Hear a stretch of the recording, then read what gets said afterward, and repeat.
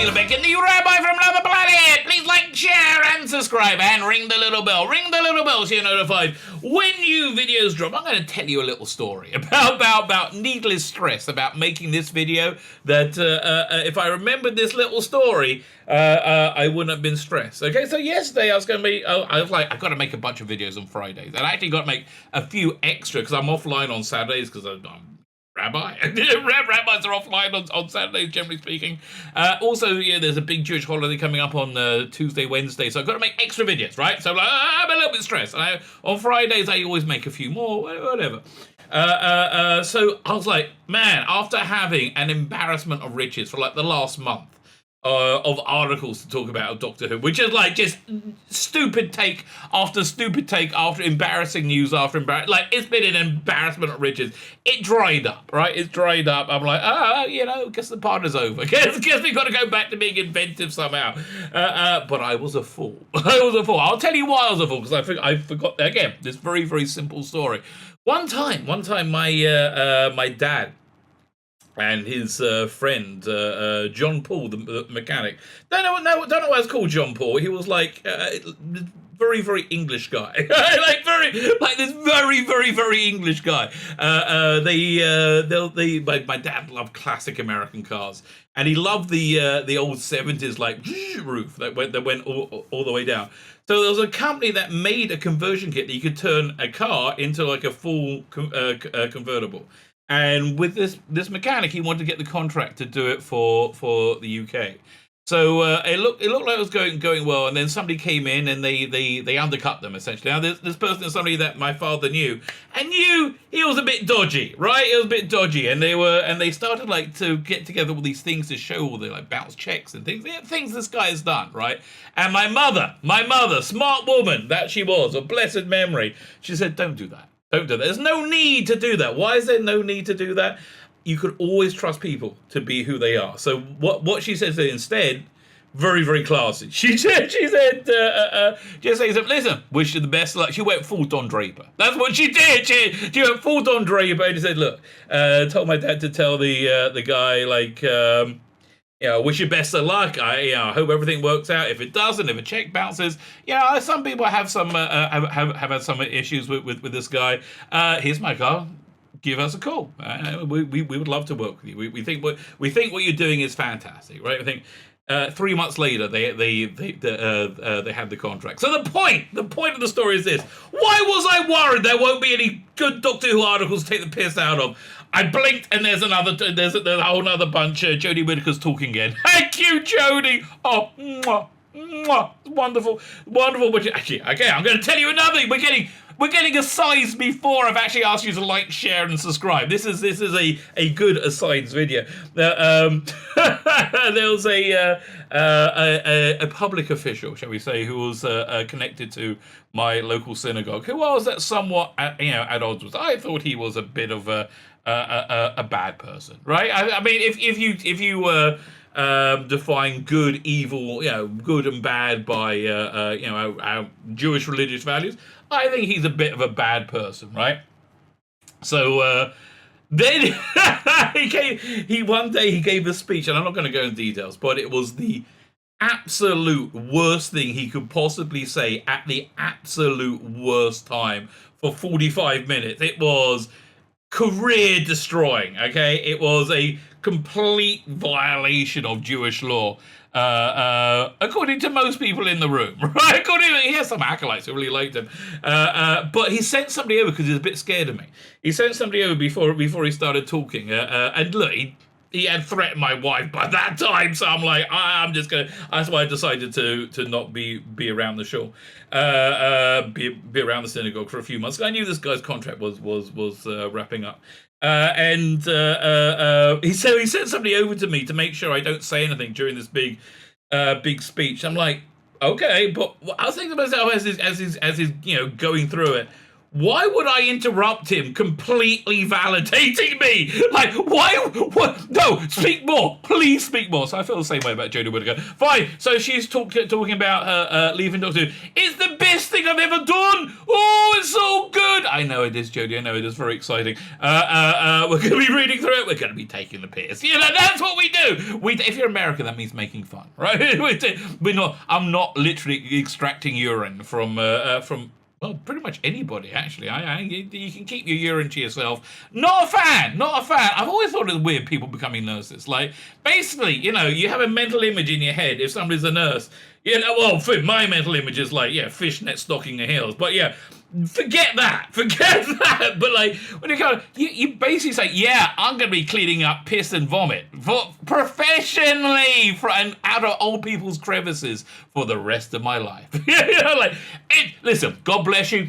Nurses, you're wonderful. I could not do. Anyway, with that said, like, share, subscribe. Okay, 6 minutes in. Like, share, subscribe. Hit the notification bell to make sure you're still notified. You are notified when new videos come out. If you're subscribed, make sure you're still subscribed. If you're not subscribed, listen, baby, what more do you want out of me, okay? This is you're getting the best out of me. I can't reach through the screen and give you a hand job, okay? This is absolutely the best I can do. Like, share, subscribe, comment. Let me know what you think. Sundays is always a terrifying day because I've got to catch up on the comments. It's like a lot. Takes me a while. You want to be super nice? Go check out my Indiegogo over here. My Indiegogo. It's going offline. Yeah, I know, but it really, really is now. I'm ready to submit my order to the printers. I'm waiting to hear back from my the rep. Essentially, inflation is so crazy in the US. It costs about 40% more to print in the US than it does in the UK now, right? So I want to know, if I print in the is it cheaper to print in the UK and ship on bulk to the US to I'm using John Malin's fulfillment company. Is it cheap to now print? Either way, so I think it's going to work out about the same. But that's really what I'm waiting to hear on. If I don't hear, I think by Monday I'm entering the order either way, right? And when they give me a print date, which is about a week later, it's going offline. It is going online. So too awesome! I can't wait because I want to start my Substack so badly. Substack is a new blogging it's a blogging platform, but they've really gone hard into comic books. Like, they've really gone in big. So they've announced a comic app that you can get for your devices. I can't, because I've got so much great comics I'm going to give you. Like, this is free. This is going to be a free server. I'm so psyched for this. So anyway, what's in the Indiegogo? You got this book. It's called Biblical Bible Source, Aces, Traces, Rationalists, Rogues. Very, very biblically accurate. 240 pages long. So I was saying 220, but I think it's 240. 238. No, 240. I know, because I just did the print file. 240 pages long. It's kind of like the early Vertigo books. Books, not Brooks. I wrote and drew this. Pretty darn good story, if I say so myself. Pretty darn good story. I am actually very, very proud of this. And there's this book, The Imperium, a love letter to telefans in the 1960s.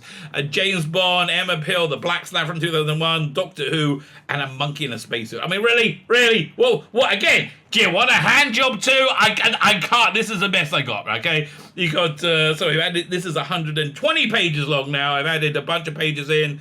You also got a backup strip called The Ice Warriors, which is really cool. I did that with Stefano Cardoselli. I wrote this one. Anyway, if you buy them, you get all the extras. You get this poster. I'm going to give you 2 posters, I think, because you know what? Why not? Because it's done well. Here's the great thing about crowdsourcing. If you do well, everybody does well. Like, I just want to give the backers, thank you, because I'm insanely grateful. I really totally am. So you get this poster, Noble Savages, the For the Male Gaze cards. Hang on a second, let me bring that down. I'd love to get the logo in For the Male Gaze, because it's got that like 1970s, 1980s dirty magazine feel to it, which is really what I wanted, right? That's really what I was going for with it. And also, again, being a graphic designer, I just like to get the right type font on all these guys. Again, listen, I'm standing here praising myself, but you know what? I cannot tell a lie. If I've done a good job, I've done a good job. You know, what can I tell you? Here's some more posters. We got the Bohemian Time and Space. The Eyes Have It. I love that Capaldi poster. I really, really love it. Great balls of it. Fine, so go check it out. It's in the notes. If you want it, it's got a few more days left on it. Great, here we go. Like, it's gotta go in before the Jewish New Year, right? I'm very, very crazy about this stuff. Okay, Jodie Whittaker talks Doctor Who run. I've loved every second of it. Well, I'm glad you have, darling. I'm glad you have. Not such a fan over here. I haven't been. I'm not so infused, strangely enough. I wonder why that could be. Because it was relentless, lecturing, pandering bollocks. It could be that. Could be that. Who knows? So it's safe to but this is bleeding cool. I honestly, I love going to like the ideological shill websites to hear their spin on things. It's always so funny. They always do the same thing. They always like state things that aren't facts as if they're facts to make them sound like, well, of course, no, there you go. Known racist. That's the thing. No, look, if you're a racist, baby, people know it. Like David Duke, people knows as a racist. Jeremy Corbyn, known racist. Okay, we know he's a racist. Okay, known racist. But that they use the tag known racist on people who are not known to be racist at all. They just don't like what they're doing or something. They're like, oh no, you've left, whatever it is, whatever, they're crazy. Okay. I've loved every second of it. So it's safe to say the time between now and the end of 2022 is going to be a very busy one around the Doctor Who universe. Really? No. I mean, like, compared to where it's been since the last, 2 years, yeah. A year and a half, yeah. It's going from an absolute wasteland, a desert, to a small scrap. Yes, I'm sure. Yes, I mean, okay, you got a 6-part season. We're all intrigued. Are they gonna like box set that? They call it in the UK, binge it. Are they gonna drop it all on one day? Are they gonna strip it over 6 weeks? I think they're probably going to strip over 6 weeks because here's the crazy thing, right? Here's the absolute crazy thing. Their entire strategy, which everybody has signed off on, is based on it being good, being engaging, being able to engage with the audience and have them tune in and like the cliffhangers, and like if you miss an episode, go back and watch it and like dedicate to it. That's literally their plan. They're thinking, well, it's going to go down as well as Line of Duty, isn't it? We could do that on Sunday night. I'm sure it'll be fine. These people are crazy. These people like that. I mean, no. So I think it's going to be a blip. I mean, is it going to get to the point of like Star Trek Discovery where I'm not even talking about it, I'm not watching it. My life is so much better for not watching it. I'm really, really happy for not watching it. I think it could get, and then he got 3 specials, the last of which is going to be on the centenary of the BBC. If they make it there, next video I'm doing is about the death of the BBC, right? What do you want to tell me? These things are going down. Very busy one around the Doctor Who universe. By the end of the year, showrunner Chris Chibnall and TARDIS team members Jodie Whittaker, Amanda Gill, and John Bishop will be back for a season 13. End of the year. I thought it was going to be like in about a month. Really? I mean, I think it's coming soon. Oh God, at least it's only 6 weeks. Now, like last time, season 12, I said, listen. First, I was optimistic. Like maybe they course corrected. Maybe Jodie Whittaker's pulled it together and knows how to play this role. No, they put monsters in. They finally worked out put monsters in. And Criminals were like, oh, what was that plan? I love it when they had Revolution of the Daleks. Not Revolution of the Daleks. Resolution, right? They didn't want to have the word Dalek in it because it might spoil it. Morons! Utterly, we don't want to spoil anything.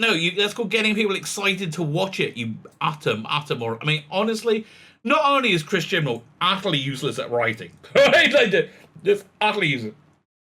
He's also useless at marketing. I mean, he's actually worse at marketing than he is at writing, right? Which is just incredible to me. Absolutely incredible.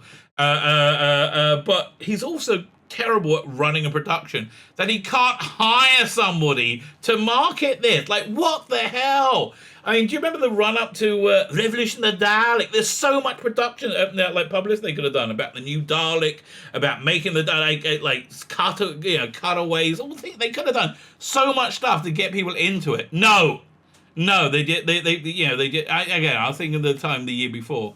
Was it Resolution, or 2 years before, where they're sitting smugly going, yeah, maybe we'll do a few more monsters next year. Maybe like it was always the plan. Sod off.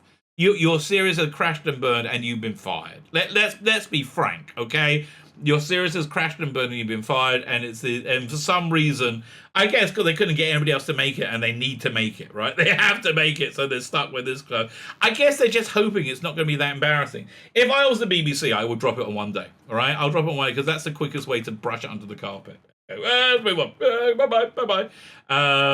God, don't make me watch 6 hours of this crap in one go. What a nightmare. Oh, what a night. No, I will do it in individual bits. Okay, what an absolute nightmare. We'll be back for season 13 to the one overarching story. Yeah, last time I did that was Trial of the Time Lord. That worked out well. Yes. And maybe they'll be that popular this time. Overarching story finds Jacob Anderson, Broadchurch Game of Thrones, which Chris Chibnall was so excited about. I mean, yeah, it seemed to be that when he masturbated, and I think that happened quite often, right? He was like, "Oh, Jacob Anderson, oh, this is so good, oh, Jacob Anderson." I mean, dude. He was good in Game of Thrones, but so was everybody. I mean, like, really? Yeah, until everybody was bad. From there, Whittaker and Chibnall will wrap up their run by the end of 2022, resulting in dumpster fires of minor speculation roaring through both sides of the pond as people try to be the first to predict who the new showrunner will be. Nobody knows. I don't think there's going to be one, right? We're guessing. We're guessing who the people who could be possibly qualified to do it, or meet the BBC's insane diversity racism. Although, they're not very big on having black people make shows. They like putting black people in front of the camera. They go, "Oh, look at this, there's a little black person. Aren't we good? Aren't we good people? We put black people on TV. We did. And, nobody forced us. We just did it all by ourselves. Dude. It's like, I mean, really? I think they live in, like, 1953. These people are like, "A black person on TV? Well, next you're telling me a woman can be in charge." Like, what the hell is wrong with these weirdos? We even had Piers Wenger, upper class twit of the year, BBC Director of Drama, upper class twit of the year, teasing something radical. Well, no, he didn't tease any when the creative team changeover happens. No, that was corporate bullshit speak. Like, it was just a buzzword. It was meaningless. He has no idea. Honestly, he's between a rock and a hard place. He very hard went in this direction. And I can't think of anybody who's failed more than, maybe Chibnall. maybe that official, that former official I was at odds with in my synagogue. Maybe him. But I can't think anybody's failed as much as Piers Wenger. I mean, like, really? You do know people are running, screaming from the BBC because you make relentless shit. BBC used to be the pinnacle of drama, right? I, Claudia, Singing Detective.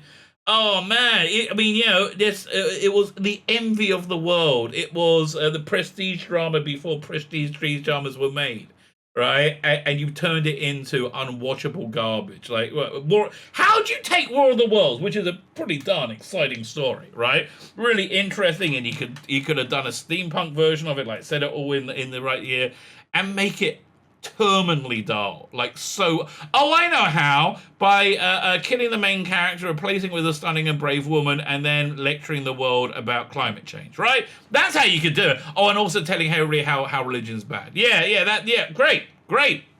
How'd that work out for you? Oh yeah, it was shit. So again, what about, I think one of his best outings was the adaptation of Christmas Carol, was it from last year, which had was it Guy Pearce in it, and what's his name? He was in Time, right? He was Sean Bean and the other one, Stephen Graham. Okay, Stephen Graham as was it Marley? I think. Oh man, so a lot about that was just freaking awesome. It was when the guy did Peaky Blinders and Taboo. So it was, but here's the incredible thing: when you're a talented writer, you can tick all the boxes and still have something good, right? Still have something with dramatic resonance. Which I think that did. I really like that version of A Christmas Carol, even though it gets like really into 2020 agenda, ideological agenda. It's still just really solid, great writing, and I think doing something interesting. By the way, what's his name? Stephen Knight is there, showrunner for Doctor. Oh man, would he be awesome? He would be with the Tom Hardy Doctor. Oh God, that sounds. I mean, honestly, I shouldn't get an erection saying that, right? That means something's wired up wrong in my head. Okay, that's it. But I do. I mean, does that sound great? I mean, it's yeah, that's so good.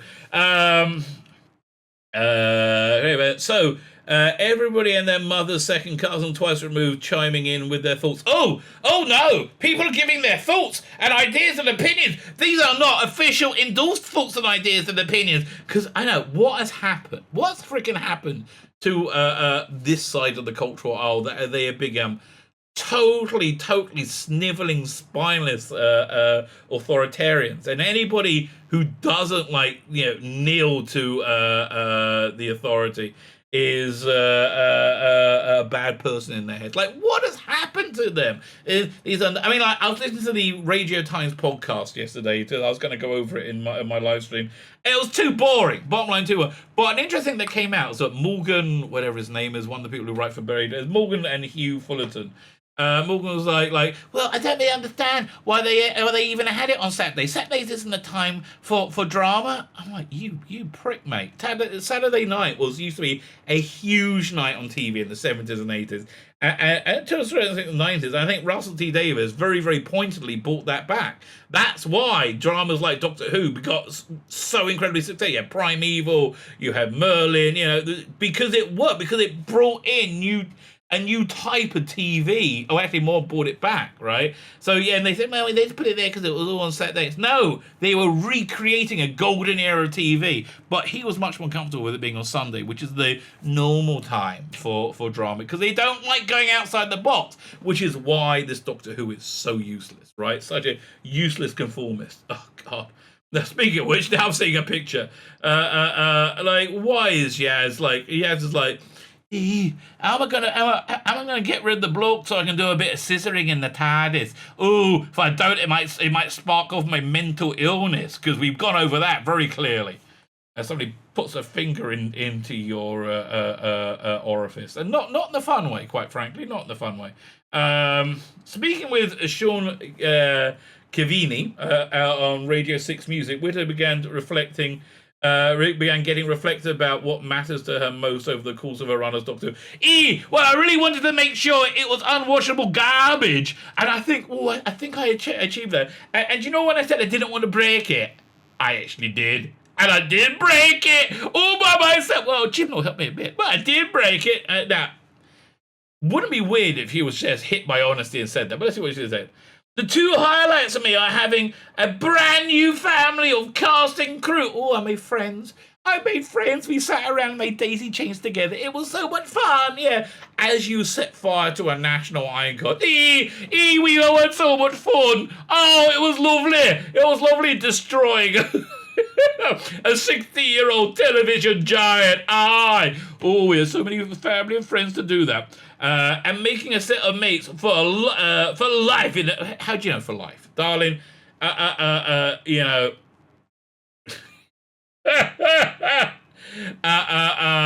maybe they're just being nice to you because you were the star, and they were like, they're like patting her and say, yes, Jodie, yes, whatever. Mates for life in an environment where we had such joy going into work every day. We had such unbelievable pain and misery with you going into work every day. Well, at least seeing the results of it.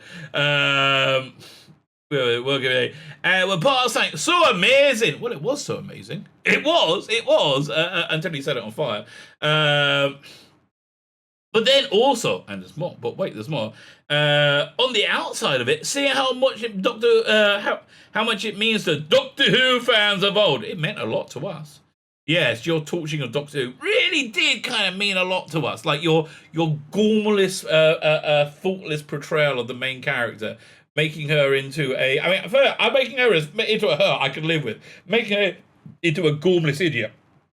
Not so much. Making her into a gormless idiot that lectures everybody, even less so. Making her into a gormless idiot that lectures everybody and causes nothing but destruction wherever she goes, even more so. And making her into a gormless idiot that lectures everybody, causes nothing but destruction wherever she goes, and thinks she's the greatest thing ever. That's a bit grating, right? That is a bit grating. I don't like how do like. I don't know how you slot your performance into the rest of Doctor Who. I mean, she was like, he was a bit like David Tennant. I'll do it like that. I'll just read the script and be like a floppy little the Andy Pandy doll. Ooh, that'll be nice. The new Whovians. There aren't that many of them, right? Right. Have you looked outside recently? Before you arrived, there was like untold merchandise. You know what? You know how much merchandise it was? Do you remember the scene in The Matrix, right, where they decide they got to get guns and they go into that white thing and it's like, we need guns, and something. Imagine those shelves instead of guns being Doctor Who merchandise. That's what it was like before you turned up, right? You know, and then fans and throngs and people and everybody loving it. That's what it was like before you turned up. So yeah, if you remember, Whovians the people have gone away and revisit. Nobody revisit. No. People went away. Yeah, like, have you seen your ratings? I mean, they start up there and you go, yeah. I mean, like it's one of the. I mean, I think maybe EastEnders is worse. I don't know. It's one of the worst rating nosedives in the history of television. That's not very good. That's not very good at all. Humans gone away and revisited whatever stage of Whovian journey they're in. Just being half a second in. Just being half a second in that has been really exciting. Yeah, God, no. Yeah, I'm glad you excited you. Okay, it's depressed fandom to the point of suicide. How do I know? Fandom's not around so much anymore, right? Fandom's a lot smaller animal. And still we have the crazes, right? They're sticking on till the bitter end, the crazes who are feeling a bit dejected right now. Because they kept saying, Jodie Whittaker, everybody loves her. She's the bestest ever. If you don't like it, you're an evil, evil bigot! Right? You know, that's what fans would normally like. And now she's being announced as leaving. Suddenly we're all allowed to stop lying, right? And pretend we were pretending this was successful, stunning and brave, but it wasn't. It was a massive failure, which is what the entirety of the media is now like saying, well, it's an exciting piece of casting. It's not been its best for the last few years. That is true. That is very true. It's not, maybe the writing could have been a bit better. Maybe a bit better. Whittaker explained, it means so much to so many different people, and now I'm a part of this. No, you're not, darling. I mean, like, and the more they reference you and make you part of it, the less whatever they do next is going to do well. You know, I was talking about Big Finish last night on my stream, right? And I was like, Big Finish is really not as good as it used to. It used to be really strong, like. Oh man, you go back and get those $2.99 releases from 5-10 years ago. Brilliant. I'm brilliant. I realized Big Finish, you know, when it went off the rails, the sign it went off the rails, and this wasn't their choice. This was imposed upon them by the BBC when they had to adopt the Whittaker logo. That's actually the cutoff of where Big Finish gets bad. And it really is incredible. That really is. And again, it was something imposed upon them, which is strange. It's just, I think they took on the same insanity that BBC took on, but they did it to a lesser extent because they need to. Yeah, they're not like the BBC. They have to make a bit of money. And I'm a part of it. For me, it's going to be the best thing I've ever done. Well, you're not looking forward to the future much, are you, darling? Really? This utter failure, this complete dumpster fire, this end of days apocalypse for Doctor Who. That's the best thing you've ever done. I don't know. I would say aim a bit higher, baby. Aim a bit higher. Best thing I've ever done. I've loved it. I've loved every second. Oh, it's so good that you loved it. That said, there's still a ton of time for timey-wimey stuff before Whittaker bids farewell. I think she's already filmed her final scene, hasn't she? Or is it this month? I don't know. Oh, please, speedily in our days. Well, I have to tell you, as a religious guy, I do. This is how crazy it is. I do thank God, and I really do, that he gave Doctor Who fans something that he hasn't given Star Wars fans, Star Trek fans, DC Comics fan, Marvel Comics fan. He's given us hope, right? We're the only franchise that has any. It's a slim hope, right? It's a slim thread. But I'm reminded of that Capaldi speech at the beginning of was it Witches Familiar? Is it or the Dalek two-parter in the beginning of season 9, which I love that one. Again, people hate him coming out of the tank with the shades. I freaking love that. It was like watching a Pertwee episode on acid, which, don't do drugs, kids, but that's like I can recommend. Okay, Fleddy Claws of Actos. Don't do drugs, kids. But yeah, so I really like that. Where are they going with that? Talking about Capaldi, he's on a tank. His speech, right? Is a thing. His speech when he talks to young Davros at the beginning, and he's like, "You've got one chance in a million, and you just focus on that one." And that's really the speech we need to say, because it could go badly. They could stop making it for a while, which I think we're all okay with. Or they could just decide we've really got to make something that works. We really got to make something that people will buy. Hopefully, listen. If they haven't got the message with season 11 and 12, are they going to get the season with season 13? It depends. Well, right now, the gloves are off. Right now, Doctor Who is a show that people know is garbage, right? It took about a year and a half before it really set in. She had her first year, and people were like, the rates were huge, and they went down to reasonable levels. I would say reasonable level. Then, when it started again, it fell off a cliff on season 12 because it got a reputation as a show that's garbage. It was like it got that same as when it came back in 2005. It had a reputation of having bad production values, dodgy, wobbly sets, that sort of thing. Now again, it's got a reputation of being a woke bore fest.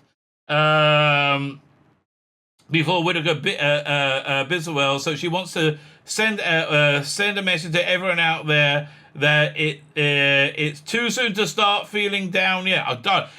Feeling down. I've never seen elation, right? And again, this is part of my crazy religious fundamentalism. I genuinely believe, that we're in a messianic event right now. It's been going on for a while, I think it's called the redemption, right?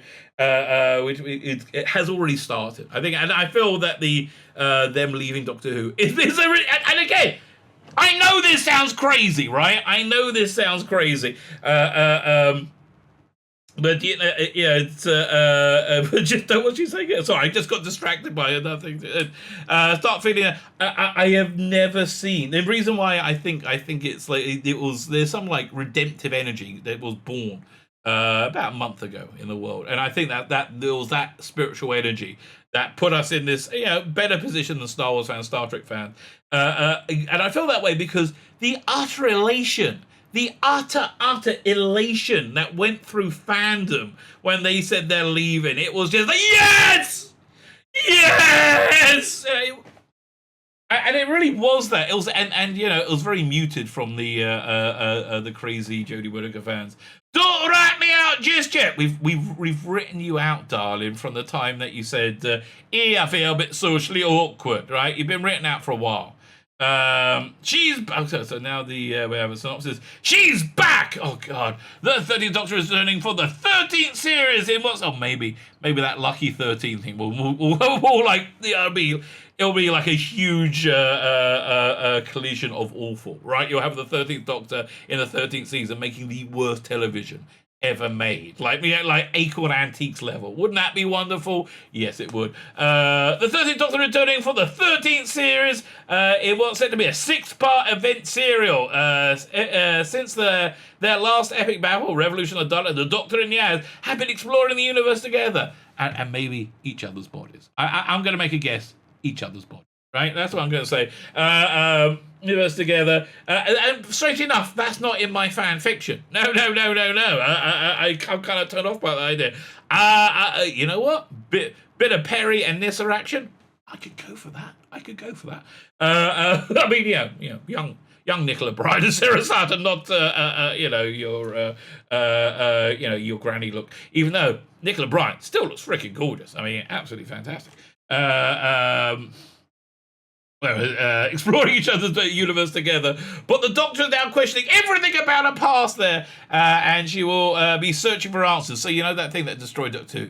More of that time as children. This adrenaline-fueled universe-spanning series will see the addition to the TARDIS of actor-comedian John Bishop as cast as Daniel Lewis. Why? Because he couldn't get another job, because he couldn't go to theatres to perform. So he said, yeah, love, I'll do that then, after he turned them down. Jacob Anderson, Jacob Anderson, Jacob Anderson, I'm excited. As also set to make a debut on Doctor Who as a recurring character, Vinda.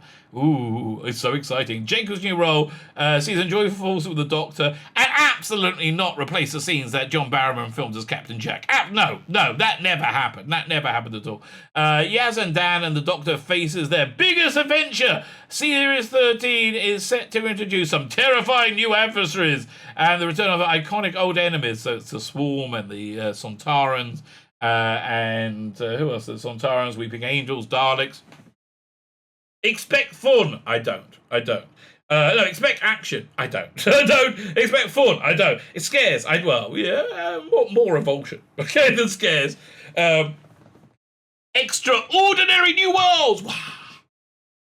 As the Doctor and her friends confront a deadly evil. Our Series 13 premiere in the fall, Whittaker and Chin will be part of a three feature-length specials in 2022. The final of which will be the end of Whittaker's run, and by the looks of it, the end of Doctor Who for a while. And we're assuming the introduction of a new Doctor, still unknown at time of I doubt it. I really doubt it. The first special will be on screen on New Year's Day. I don't know if they put a day for that yet. Fine. The second in spring and the third in the fall as part of BBC Centenary celebrations. Of course, BBC TV. BCTV has some thoughts. Bleeding Cool TV has some thoughts about the showrunner here. If you're now, I'm not really interested. My heart is so full of love for the show, the team who make it, and the fans who watch it. Well, all four of them. And for what it brought me, and what it brought to my life, unemployability. It's what has brought your life, darling. Whittaker said, I cannot thank Chris enough for taking a piss on me and the entire Doctor Who, and for entrusting me with incredible stories. Yeah. Blind leading the blind, darling. Blind leading the blind. We knew that we wanted to ride a wave side by side and pass the baton together. Yeah, you're lying. You were fired. Okay, you were fired because you were shit. So here we are, weeks away from wrapping up on the best job I've ever had.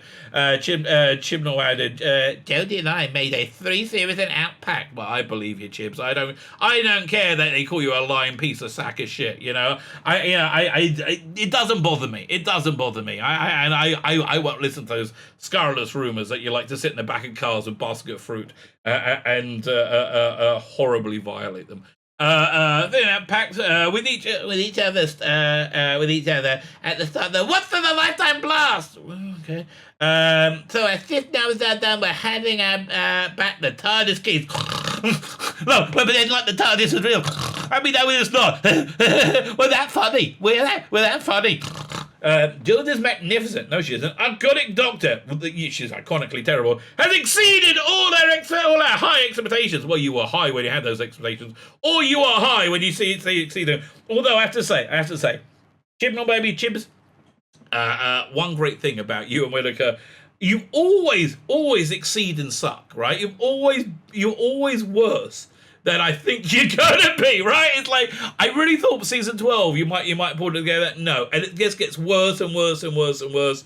I have a feeling you may continue this proud tradition of making unwatchable TV and thinking that you've done the greatest job ever. Honestly, you and the what was it, the generals I saw on the news the other night saying about the withdrawal from Afghanistan, we did the best job ever.